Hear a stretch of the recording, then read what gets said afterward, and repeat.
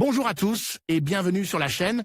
Je suis Gabriel Fontaine et ici on parle auto sans prise de tête. Conseils pratiques, explications techniques, accessibles et réponses claires à vos questions de tous les jours. Que vous soyez débutant ou passionné, vous allez trouver ici de quoi mieux comprendre et entretenir votre voiture. Pensez à vous abonner, à laisser un petit like et restez avec moi jusqu'à la fin de la vidéo. Chaque détail peut faire la différence. Obtenir son permis de conduire, c'est comme ouvrir la porte à un monde de liberté unique. Le fait de pouvoir conduire votre voiture vous permet d'aller où vous voulez, quand vous voulez. Cependant, l'obtention du permis de conduire n'est pas chose aisée. Il nécessite des démarches administratives, beaucoup d'études, de la patience et la réussite de 2 examens, l'un théorique et l'autre pratique. Nous ne pouvons pas vous aider pour le premier, vous ne pourrez l'obtenir qu'en travaillant dur, mais nous pouvons vous aider pour le second. Nous allons vous donner ici quelques conseils pour réussir l'examen pratique du permis de conduire. Vous verrez que ce n'est pas si difficile. Quand puis-je passer l'examen pratique? Comme nous l'avons déjà mentionné, avant d'obtenir votre permis de conduire, la Direction générale de Trafico exige que vous passiez 2 examens. Le premier est la partie théorique. Il s'agit d'un test à choix multiples composé de 30 questions avec 3 options différentes. Pour réussir l'examen, vous ne devez pas dépasser 3 échecs, sinon vous devrez répéter l'examen jusqu'à ce que vous l'obteniez. Pour passer les examens de la DGT, vous devez payer une redevance qui vous donne droit à 2 épreuves. Si vous dépassez le quota, vous devrez payer à nouveau la redevance. Une fois que vous avez réussi l'épreuve théorique de conduite, vous pouvez passer l'épreuve pratique. Il s'agit d'une épreuve de conduite sous la supervision d'un examinateur de la DGT. Au préalable, vous devrez obtenir un rapport positif d'aptitude psychophysique, pour lequel vous devrez vous rendre dans un centre d'examen agréé. Il est valable 90 jours, vous devez donc passer le test avant qu'il n'expire. Ensuite, vous êtes prêt à passer l'épreuve pratique. C'est là que le plus dur arrive. Avant de poursuivre cette série de conseils et d'astuces, vous devez savoir que la DGT ne fixe pas de nombre minimum de cours pratiques. Avant de pouvoir passer l'examen pratique. Toutefois, il est recommandé de suivre au moins 5 cours afin de comprendre la mécanique et le fonctionnement de l'examen.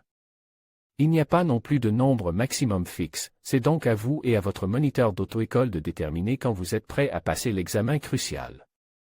Conseil pour réussir l'examen pratique de conduite. Lorsque vous vous sentez à l'aise au volant et que votre moniteur de conduite voit que vous êtes prêt, c'est le moment idéal pour vous rendre à votre rendez-vous avec la Direction générale de Trafico. Tous les conducteurs passent par là, et nous connaissons tous les nerfs et les doutes qui surgissent avant de monter dans la voiture. Le plus important est de rester calme et, surtout, d'être attentif aux instructions de l'examinateur. Contrôle avant l'examen. L'examen commence bien avant que vous ne preniez le volant. Avant de monter dans la voiture, passez mentalement en revue tout ce que vous avez appris à l'auto-école. N'abusez pas des boissons caféinées qui peuvent vous exciter excessivement, ni des boissons relaxantes ou diurétiques qui agissent au moment le plus inopportun. Reposez-vous bien. Arrivez à votre rendez-vous l'esprit clair et vous aurez beaucoup à y gagner. Une fois dans la voiture, suivez les procédures de routine que vous avez apprises à l'auto-école. Voici les points à régler et à vérifier. Feu, ceinture de sécurité, siège rétroviseur, n'oubliez pas l'intérieur, frein à main clé. De contact, levier de vitesse. Conseil pour l'examen pratique. Il n'y a pas 2 examens identiques. Nous ne pouvons donc pas vous donner un ensemble standard d'épreuves ou de difficultés auxquelles vous serez confrontés. Cela dépend de l'examinateur, du jour, de l'itinéraire, de la voiture et même de votre humeur. Cependant, nous pouvons vous donner quelques conseils pratiques de base que vous ne devez jamais oublier.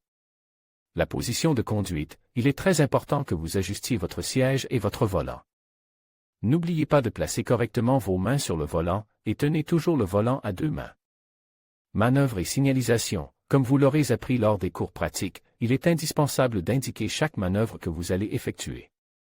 Les clignotants sont le seul moyen pour les autres conducteurs de savoir ce que vous allez faire, et les examinateurs de la DGT sont très stricts à ce sujet. Surveillez votre vitesse. L'examinateur est toujours assis sur le siège arrière droit, ce qui lui permet de voir à quelle vitesse vous roulez. Vous savez que chaque route a sa propre limite de vitesse, alors respectez-la ou un peu moins, et ne dépassez jamais la limite, sous aucun prétexte. Panneaux de signalisation. Les examinateurs peuvent se montrer délicats pendant l'examen. Ils peuvent vous dire de tourner devant une route interdite ou de prendre une mauvaise direction. Regardez toujours les panneaux et prenez le virage quand il est autorisé et, bien sûr, signalez-le correctement avec vos clignotants. Moteur. Bien que l'examen se déroule presque toujours dans la circulation, on peut également vous demander de reconnaître les principales pièces du moteur ou d'effectuer diverses opérations telles que l'ouverture du capot ou le déverrouillage du volant. Entraînez-vous à toutes ces opérations avant de passer l'examen.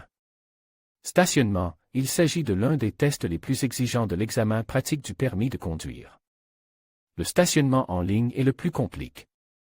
Signalez la manœuvre, prenez des références et effectuez la manœuvre calmement sans dépasser le bord du trottoir et sans heurter les autres voitures qui peuvent être garées. À moins que vous ne soyez obligé de vous garer dans un espace spécifique, cherchez celui qui vous convient le mieux, vous pouvez même vous garer en batterie, ce qui est beaucoup plus facile. Questions de l'examinateur et questions pièges. Tout au long de l'épreuve, l'examinateur peut vous mettre des bâtons dans les roues, vous demander de faire des manœuvres étranges ou vous poser des questions pièges. Les virages intempestifs, la recherche de documentation, l'allumage et l'extinction des feux, le réglage de la température ou la vérification d'un élément du moteur sont les questions les plus courantes. Vous devriez vous entraîner à toutes ces questions avec votre professeur avant l'examen. Combien y a-t-il d'échecs à l'épreuve pratique de conduite? Lors de l'examen de conduite, les examinateurs doivent suivre un critère de notation standardisé. Il existe 3 types d'échecs différents, l'échec et l'échec mineur. Un apprenant est déclaré inapte lorsque les circonstances suivantes se produisent, avec une faute éliminatoire avec 2 fautes déficientes, avec une faute déficiente et 5 fautes mineures. Avec 10 infractions mineures, les différentes considérations relatives au délit sont établies dans les critères de qualification de la Direction générale de la circulation. Infraction éliminatoire, tout comportement ou non-respect des règles qui met en danger l'intégrité ou la sécurité du conducteur ou des autres usagers de la route. Est également considéré comme infraction éliminatoire le non-respect de tout panneau de signalisation classe comme infraction grave ou très grave. Faute déficiente, action ou non-respect des règles qui gênent, empêchent ou entravent de manière significative la circulation des autres usagers de la route. Il s'agit également du non-respect de la signalisation réglementaire qui ne constitue pas une infraction éliminatoire.